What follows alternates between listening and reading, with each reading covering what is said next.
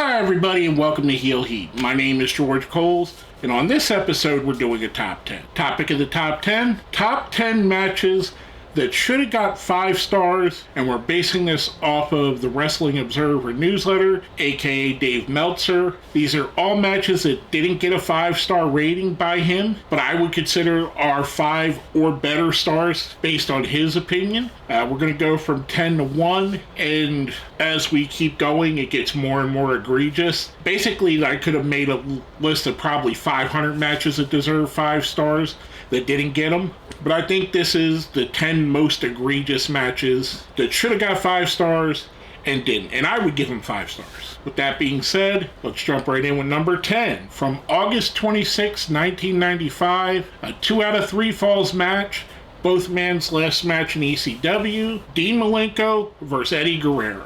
I've said it before and I'll say it till I'm blue in the face. I'm a massive ECW mark. ECW is my favorite time in pro wrestling history, and they only have one 5-star match, and I believe it's the match from Barely Legal, which is basically a Michinoku Pro match, to be honest with you. I might be wrong, they might be something different. But anyway, when we talk about ECW and we talk about great matches and not just great brawls, which there are some great matches that are great brawls as well, this match sticks out. And this is one of the finest examples of what ECW also had to offer other than just violence. They offered this kind of match. They offered this kind of wrestling, whether it be Malenko and Guerrero here, Tajiri and Super Crazy, Rob Van Dam and Jerry Lynn, Little Guido. There are so many great technical wrestlers or just plain out wrestlers that had stepped through the doors of ECW. This is my favorite match of theirs in ECW and probably in WCW or WWE as well. I absolutely love this match. I think it deserves 5 stars. That's why it's here. I'll go from that on number 9. Sting versus Cactus Jack from Beach Blast 1992. I love Cactus Jack. It's my favorite version of the Three Faces of Foley. Mick Foley is one of my favorite wrestlers of all time, probably in the top 1 or 2 or 3 even. And I love this iteration of Sting. I know a lot of people focus more on the Crow version of Sting, but I think there was a lot of good to the Surfer Sting, the ultra white meat baby face. I think this match is one of the matches that really showed Sting in a different light. Yes, we knew he was a good wrestler. Yes, we knew he could handle things in big match situations. But what happens when he comes up against somebody like a Cactus Jack, like a Big Van Vader eventually? How is he going to handle those situations? And I think these two guys pulled out an excellent match here. One that I think is criminally underrated, to be perfectly honest with you, when you talk of either of their careers. You don't really bring this match up that often, but I think it's an excellent match, hence why it's on here. We'll go from that on number 8. Objectively, one of my favorite matches of all time, and that's Owen Hart versus Bret Hart from WrestleMania 10. Now, their SummerSlam 94 match did get 5 stars, a cage match, which I do like. I enjoy that. I think that's one of my favorite matches in the blue cage. I honestly think, however, this is the better of the 2 matches in my opinion. And there's so much said here, there's so much story without saying it. You have Owen Hart beating Bret Hart, who goes on to beat Yokozuna later in the show to become world champion. So you already have set up the fact that Owen is better than him, at least in the beginning of the show, at least for this night, giving him a credible opponent. Kind of like what New Japan does in the G1, where a world champion will get beat by some of the opponents they're going to face coming out of the G1. And this to me is just phenomenal. I think it's probably the best opening match in WrestleMania history if I, don't sit down and think of all the matches. It's the one that sticks out to me the most. On one of probably my favorite WrestleManias from top to bottom, I love the WrestleMania 10 card. I think it stacks up with any other WrestleMania. But yeah, this is another match that I just think it's crazy. It's not a 5-star match, but it is awesome. I'll go from that on number 7. Samoa Joe versus CM Punk from Ring of Honor World Title Classic. Now, there's a bunch of Punk and Joe matches I could throw on here. I think Punk vs. Joe number 2 made the list, or it might have been their 3rd match that made the 5-star matches. One of the 3 did.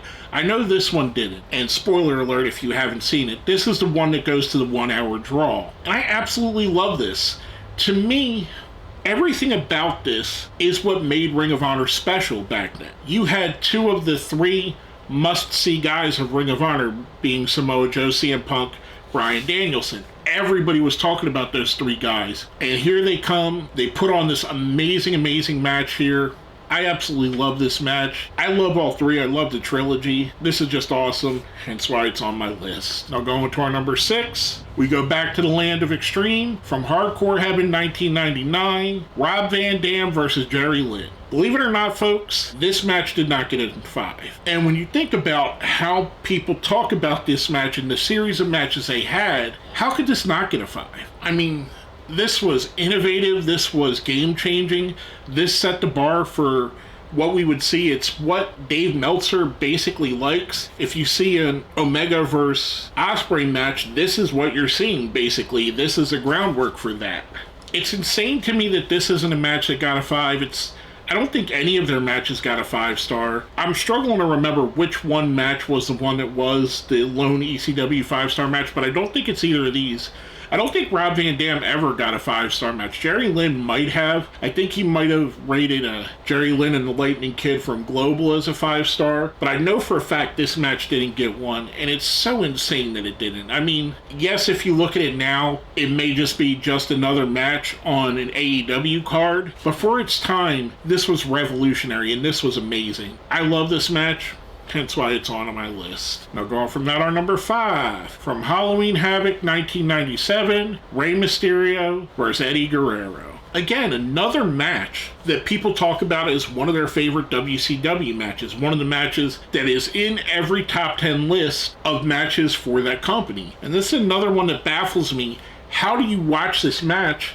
Again, with how groundbreaking it is, how great it is, how fantastic both of these guys are, and you not rate this as a 5-star match. It makes no sense at all to me. This is absolutely egregious that it's not on his 5-star match list, and as you see, it's getting worse and worse. These matches all are amazing. I don't understand the justification for them not to be considered a 5-star match, because I would give everything on here a 5-star. I digress. Moving on to number 4, that's from WrestleMania 21, Shawn Michaels versus Kurt Angle. Now, Shawn Michaels has a bunch of 5-star matches from Meltzer. I think he's probably the most 5-star matches of a WWE guy. Famously, Kurt Angle has none. And just think about that state. Think about the fact that Kurt Angle, one of easily the 5 to 10 best in-ring wrestlers of all time, and there are people that'll put him as number 1. The guy across the ring from him in this match, Shawn Michaels, is probably in that list too. So we have 2 of the 10 best in-ring talents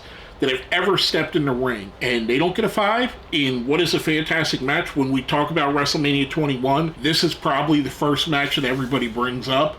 This is a match that everybody remembers from that show. I don't get it. It doesn't make sense. How Kurt Angle doesn't have as many 5-star matches as, I don't know, anybody. He should be right up there. He should have at least 5, 10, 20. Kurt Angle was so great at what he did, and it does not make any sense at all that he never got a 5-star match from Dave Meltzer, because he's probably one of the best of his generation. I would say, as a fair comparison, put him against someone like Misawa, and I think he should probably be somewhere around there. He should have as much reverence from Meltzer as Misawa gets. I think Misawa has something like 20. Kurt Angle should be right there. Either his matches with Shawn Michaels, matches with Benoit, Lesnar, AJ Styles, Christopher Daniels, Samoa Joe, on and on and on and on and on. Kurt Angle is one of the greatest wrestlers of all time, any way you slice it, and it's a shame that Dave Meltzer never rated any of his matches that high. Now going from that, our number 3.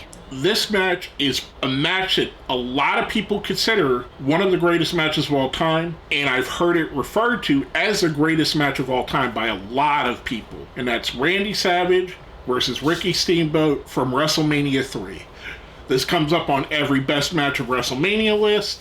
This comes up on every best match of Savage list, every best match of Steamboat list. This comes up on the list of most influential matches of all time. This comes up on anybody's top 10 as one of the greatest matches of all time. Now, you might say that the Flair Steamboat matches are better and they did get ranked better, but I would argue this is right on par with Flair and Steamboat, which I think are fantastic. I love those matches as well. But to me, for a match to be this revered and this groundbreaking and not get a 5-star, that is so dumb. How can you explain this, Meltzer? I mean, I know you're never going to watch this, but maybe someone shows this to you. Maybe you'll jump in the comments and explain every one of these and why they weren't 5s. But to me, this is a fantastic match. Like I said, a lot of people consider this the greatest match of all time. So for that reason alone, it should be right up there. I'll go from that, our number 2. I'm going to cheat on number 2 a little bit and actually put 2 matches here. And that's from both WrestleMania 25 and WrestleMania 26. Shawn Michaels versus The Undertaker. Okay, Dave, how did at least one of these not get a 5-star rate? I mean, come on. Like I said with Savage and Steamboat, these are on the very, very short list of greatest matches of all time, on the short list of greatest matches at WrestleMania of all time. 2 of the matches that people point to and say, look at this for just how fantastic they are. I mean, it's insane how these don't make the list. I could go on and on about the greatness of both these matches with 2 all-time greats in them, but it just doesn't make sense. Why are these not 5-star matches? It does not make sense. It don't compute to me. Anyway, as you see, like I said, it's getting worse and worse and more egregious as we go down. Now, before I do get to my number 1, we do a thing here called the best of the rest. Basically, it was things that were considered for the list but didn't quite make it. First up, Kevin Steen versus El Generico from Final Battle 2010. Again, this is just another match. It was a grudge match. It was a violent match. It was a perfectly worked match. The story was fantastic. The frenemy aspect of it, which they still play on to this day, almost 15 years later. These guys go back and forth whether they hate each other or love each other, and they will till the end of their careers.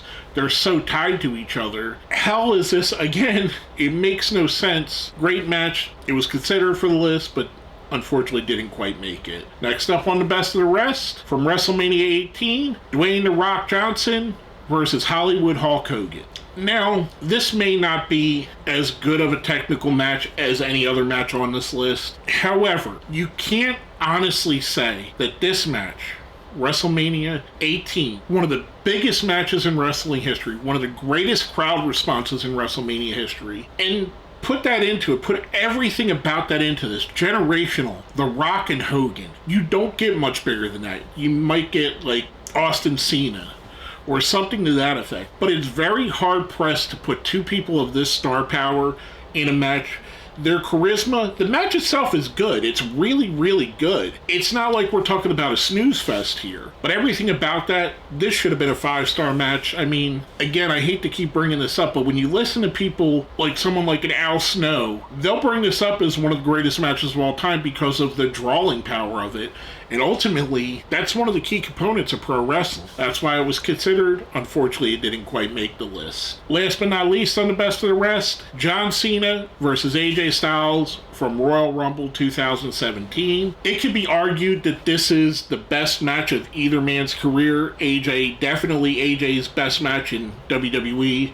One of John Cena's best matches. I love this match, and I think this is another match that kind of gets forgotten a bit because it doesn't have as big stakes as some of the other matches might have on this list. I think this is a fantastic match. Again, it doesn't make sense. I didn't quite think it was egregious as some of the others on the list, hence why it didn't quite make the list, but it was one that was considered, and I definitely recommend going and checking it out. Now, before I get to my number 1, let's smash that like button, share the video, subscribe if you haven't. Let me know if I left a match off the list, put one up too high, put one down low. What do you think is a match that should have got 5 stars that didn't? Let me know down here in the comments. With all that being said, my number 1 match that should have got 5 stars from the Wrestling Observer and didn't, from WrestleMania 13, Bret the Hitman Hart versus Stone Cold Steve Austin. To this day, 27 years later, this is still considered the perfect example of a double turn, meaning a heel turns face and a face turns heel. This is one of the finest psychologically worked matches you'll ever see in your life. This is one of the best matches you'll ever see. The story and the ability of these 2 men to go into this match, totally flip the script, have a fantastic, amazing match with such high drama and such a story being told, really lifting Steve Austin into that next upper echelon where he's on the level of Bret Hart, as well as giving Bret Hart that new boost of energy, that new role, that new version of him. For basically 7 years at this point, Bret was a face, and now we're starting to see him as a heel, and he was a fantastic heel. That's one of the best heel runs in history, in my opinion. Bret with the Hart Foundation. This was the catalyst to so much of what happened over the next 5 years in wrestling, and so much of that can be dialed right down to this. And even at the time, everyone knew this was special. This was just a fantastic match. In my opinion, this is the most egregious match that does not have 5 stars. This is a match that in anybody's book, in anybody's ratings, should be a 5-star match. With all that being said, if you agree with my list, if you have another one you'd like to add, let me know again down here in the comments. My name is George Coles, and you've been watching a Heel Heat Top 10.